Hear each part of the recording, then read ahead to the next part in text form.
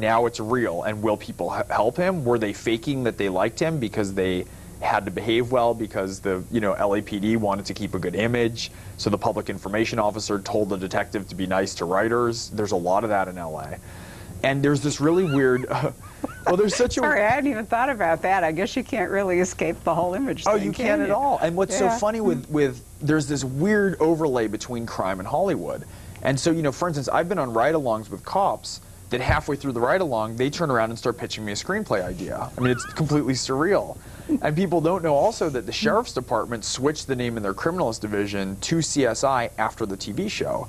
So it's truly inescapable. And so in LA, you go in to do a ride-along, and the cop's like, oh, yeah, great. Like, you're my 5th author. I've had, I had 2 guys from, it's all the TV shows. Right. Then they have all the screenwriters. Then they have all the novelists, and they're just exhausted by it. Is it possible, in fact, to be a writer in LA and not want to make a film?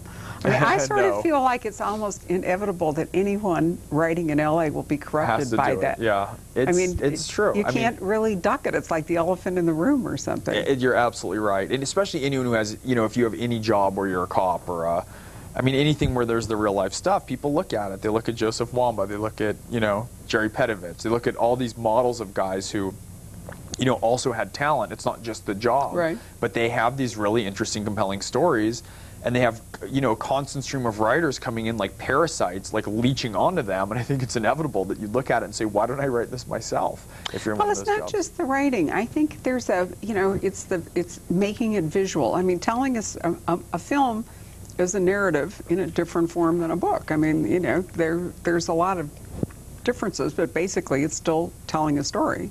Right. And I think there must be a compulsion that develops to see your story as opposed to read or write your story. When I talk to authors from Los Angeles, there's always that element in it. Well, and it's such a predominant aspect of the culture there. Yeah. It's just it's everywhere.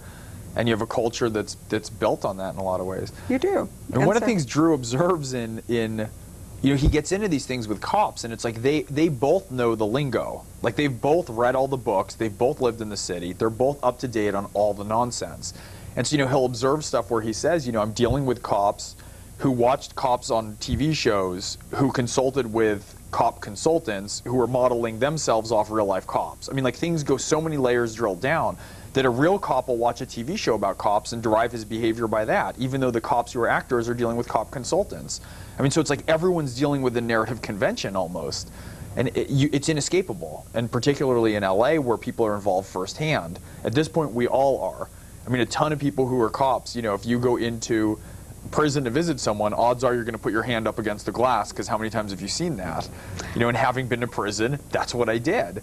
And it's inescapable if you're a prison guard that you haven't, internalized some of these character tricks, these nuance, even if they're ridiculous. We constantly are doing things that are ridiculous, but we've read about them and we've seen them. And one of the things I really liked about the crime writer, aside from the fact that I was, even at my skill level, which I consider to be fairly high, was unable to crack your plot. So bravo there. Thank you. I'm glad. But I also thought that it was a wonderful portrait of Los Angeles. There are a lot of books set in LA, and some are better than others, I think, in evoking the city. And myself, to me, the books that I love the most are the ones where the landscape is a living character in the book.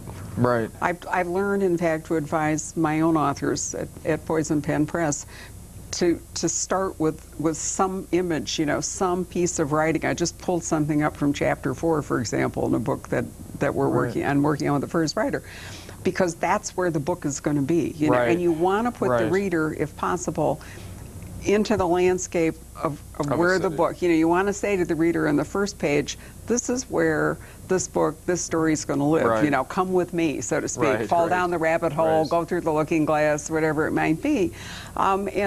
And there are a lot of ways to evoke that. I mean, you can do the whole sensory thing. I know John Sanford once said to me, with all new authors, he said, remind them how important smell is. He said so few writers really think about that when you're trying to really evoke a place, that how it smells, if you can get that on the page, can be the most vivid descriptor that you can use. And I did think that your book was just a wonderful look. I mean, I've read Bob Krayas, who obviously in L.A. Requiem, I thought, did a beautiful job. Right, right. You know, in fact, I had him read that at the Library of Congress, and we did a program there, that section about it. Yeah, and I loved your portrait of the city in The Crime Writer. Well, thank you which very did much. not detract, I thought, from the velocity of the narrative. Oh, well, that's because good. that could happen. I mean, you could let that swamp. Well, you know. I've sat a number of books in L.A. The Crime Writer, in some ways, is my first L.A. novel. In a lot of regards, it's about all that stuff we've been talking about. It's a high-profile crime. The tabloid press is involved, and the city is such a character. And I've had a lot of occasion going on tour and being asked about this and talking about it. And the section that I tend to read is sort of the dirty noir love song to the city. When Drew first gets home, and he goes through all the different neighborhoods.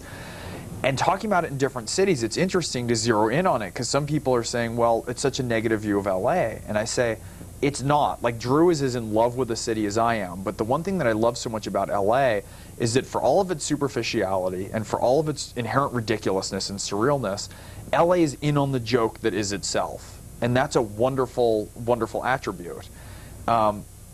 It's wicked. It's got a very wicked, underhanded sense of humor, and I think in that way, it's one of the reasons noir. One of the stamps of noir is a real a pervasive cynicism, and it's one of the reasons. And humor too. I mean, Absolutely. I think people forget that one of the reasons noir works is there's a terrific contrast between how the awful stuff is happening and a copper cynic humor. Exactly. Black humor. That's what I mean by the cynicism, sure. that James M. Cain, where it just catches you sideways. But you took it another level, because I think in this book that you were also able to write about being inside the media bowl, which I think is probably more severe in LA than in other cities. I mean, I think there is, you know, people. I mean, there are celebrities who are only celebrities because they're celebrities, so to speak. You take people like Paris Hilton or Lindsay Lohan. What is Caitlin. it? Yeah, you know, I mean, it's just about being famous. But for that to happen, there has to be this kind of media bubble and constant whatever. And other people, I think Robert Eversys wrote a fabulous book at one point about that aspect of LA. But I did think that too was one of the outstanding features in the book, is that Drew gets caught up in, you know, the whole celebrity machine and the intrusiveness of it. I mean, the fact that you can't really get out of it once that whole machine is set in motion. Right. And the ruthlessness with which reporters and paparazzi and all the rest of it, you know, pursue their subject is really pretty horrifying. But in LA, it almost seems like the norm. Well, because it's another movie. It's another spectacle. And people don't know the difference. I mean, even, again, when cops are there testifying, they've seen cops testify in movies. They've consulted on TV shows where they're helping actors playing cops testify in movies.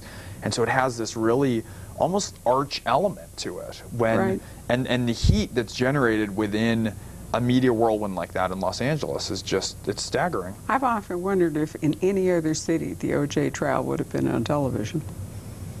Would have been allowed on television. Yeah. Right. I remember I was in England when the verdict came, and like London stopped. You know, I mean, it was turned into. It became television. Who killed J.R. Yeah, absolutely so. Yeah, absolutely. The one thing, however, we should sort of point out here is that one of the reasons the narrative works in The Crime Writer is there is no eyewitness. Right. I mean, that's the one thing you can't allow to happen in this, is somebody who can say, but I saw, and here's what happened. The only living eyewitness is Drew, and he cannot, you know, he cannot remember. You know, it is tricky. I've read a couple of these where there would be, or has been, a witness, but you know what it's been? Like a dog.